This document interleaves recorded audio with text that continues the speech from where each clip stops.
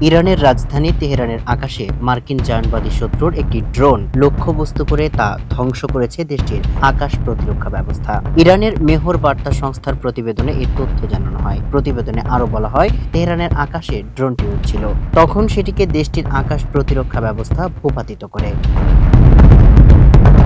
এর আগে ইরানের রাজধানীতে একাধিক বিস্ফোরণের শব্দ শোনা যায়। এছাড়া দেশটির ইস্পাহান শহরেও বিস্ফোরণের শব্দ শোনা গেছে।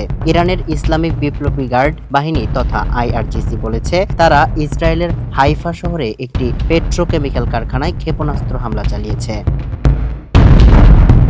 এর আগে ইরানের দক্ষিণ পশ্চিমাঞ্চলে মাহ শহরে একটি পেট্রোকেমিক্যাল কমপ্লেক্সে হামলা চালায় ইসরায়েল। একে মার্কিন ইসরায়েলি হামলা হিসেবে অভিহিত করেছে আইআরজিসি। তারা বলেছে, এর বদলা হিসেবে তারা ইসরায়েলের হাইফাই অনুরূপ একটি কারখানায় ক্ষেপণাস্ত্র হামলা চালিয়েছে। আইআরজিসি সতর্ক করে বলেছে, এই অঞ্চলে বেসামরিক ও জ্বালানি সংশ্লিষ্ট লক্ষ্যবস্তুতে আরও হামলা হলে তার প্রভাব বৈশ্বিক অর্থনীতির উপর পড়বে। এর দায় যুক্তরাষ্ট্রকে বহন করতে হবে। সামিউল ইসলাম, মানবকণ্ঠ।